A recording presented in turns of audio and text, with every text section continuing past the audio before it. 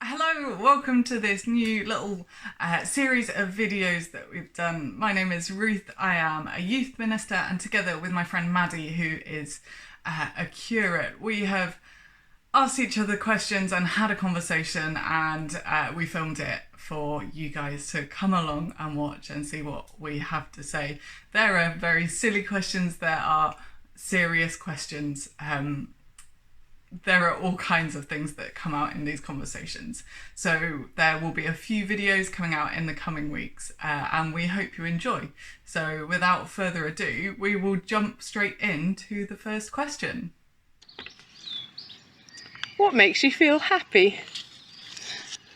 You make me feel happy, Maddie. Oh, Ruth, that's really nice. That makes me feel happy. My friends make me feel happy. Ice cream makes me feel happy. What flavour? Whatever's in the freezer. Oh, okay.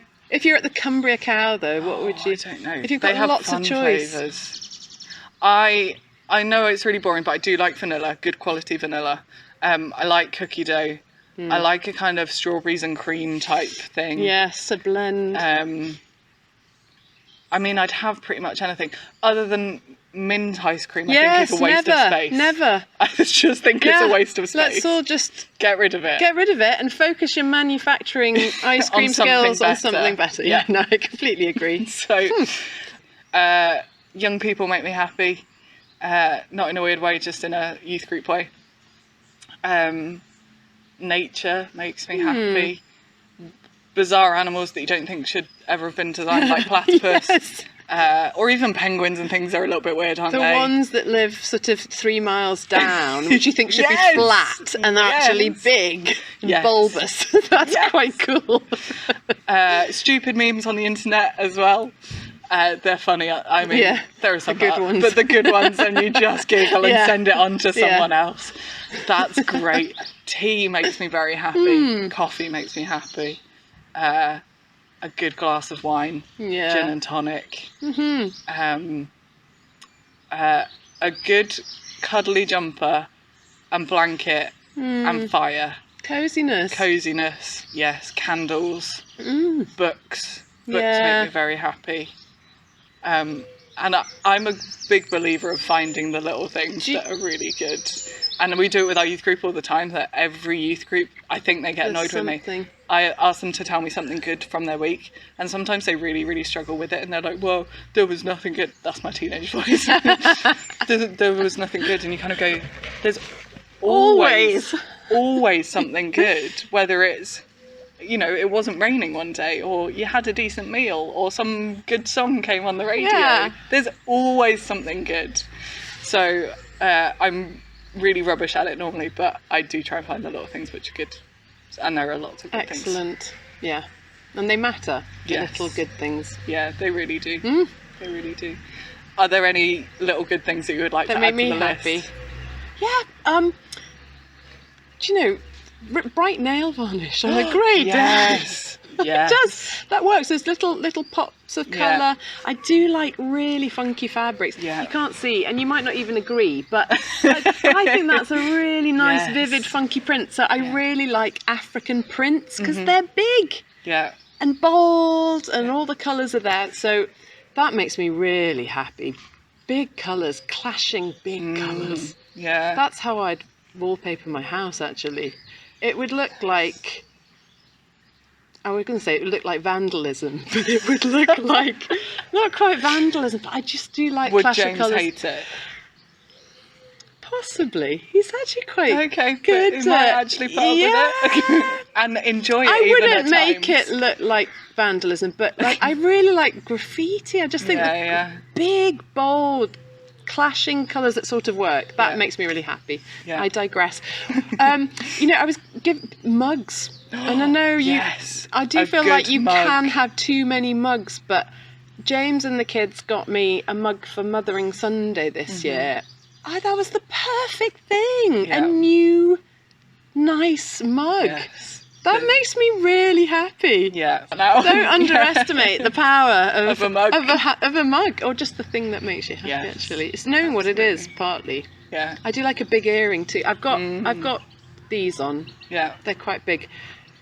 But again, if I was being Maddie to the max, yes, I'd be in massive earrings every day. Yeah. No matter what the season. But I feel like I have to tone it down. No, absolutely not. I know, I'm still learning, but yeah. No, and I think this is really important though, because God designed us in a certain way. God made Maddie to be Maddie, and if that means Maddie wears big earrings. I know. Someone told me once. I'd wear big earrings with big prints every day. Absolutely. Someone told me once to be in relentless pursuit of who God made us to be. And that's one of those phrases that I say all the time because it's stuck with me so much that actually if we're doing that, I know. We'll be a joy to the world.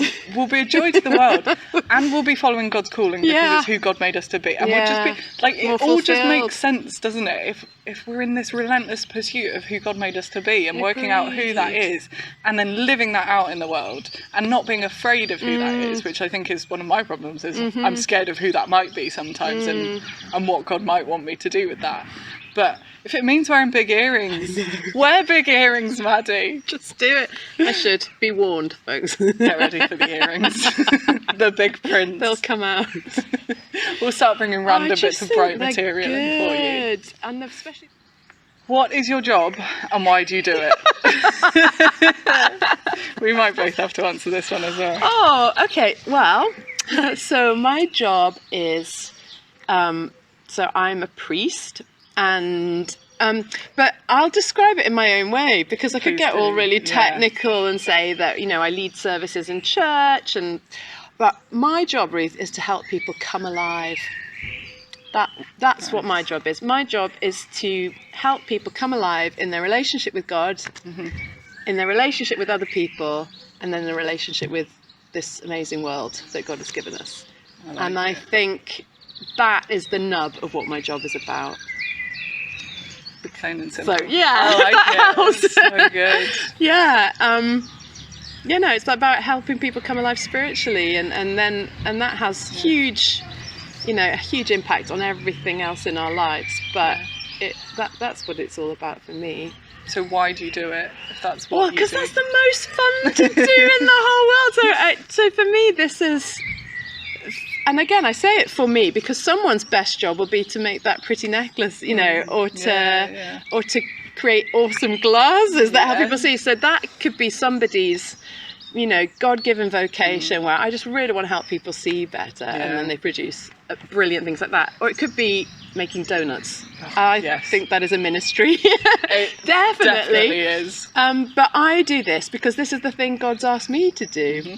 Yeah. And I really love it. So as I do this, and as I, you know, tend to people, and as I lead our church family in worship, I come alive too in my spirit and in my life, and it's so it's good for me. But I do it because God's given me a love for people, and I think particularly a love for God's people. So these are the people God is calling into his family, and you know, and I want to see them thrive so that they can help others thrive and bring more people to know him, and then bring more people into God's family. So that's basically why I do, and I really love to do it. So it's good.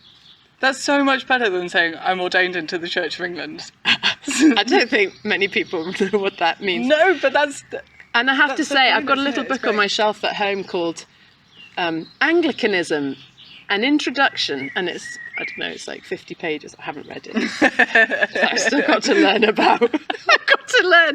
I've still got to one day read what that is. This is slowly just going to become our confession, isn't it? As we go through these things and become more open and just, you know, chatting. I don't mind people knowing stuff like that.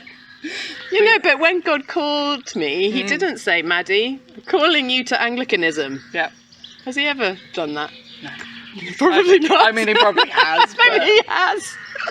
Certainly not for anyone I know. Yeah, no, not many isms I think God calls us to. So, do you want me to ask you that question, Ruth? Would you be interested to tell us what do you do and why do you do it? So officially, I'm called a youth minister. So if we're talking about my calling, which is why I do what I do and why I have the job that I have, which is what I'm paid to do, I've been called to love God's people and to love God's people where they are, and that has for a long time been been the phrase on my heart. And for this time in my life, I'm called to love young people particularly. That's not to exclude other people. I feel excluded. You're still young, Maddie. Thanks, Ruth. But yeah, to love God's people exactly where they are and how they are. So I'm a youth minister, and that's young people at this point, and so that means all kinds of things. It means a lot of coffee, which I'm very happy about. It means ice cream and donuts, which I'm very happy about. It means a bit of church. It means reimagining worship. It means hanging out with young people, which is just the best.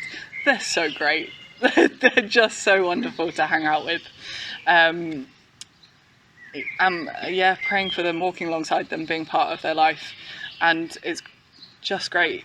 It's horrible and stressful as well, and it's exhausting, but it's where God has very clearly called me to be, and so that's why I do it, because God told me to. And I tried to argue against him, and he said, no, this really is what I want you to do. And I went, oh, okay then, and that's why I do it. And I think it's really hard to be a teenager, and if I can be even one person in their life that says you are loved and valued, and you have a place and purpose in this world, and God loves you and values you and has given you a place and purpose in this world, then that's a privilege.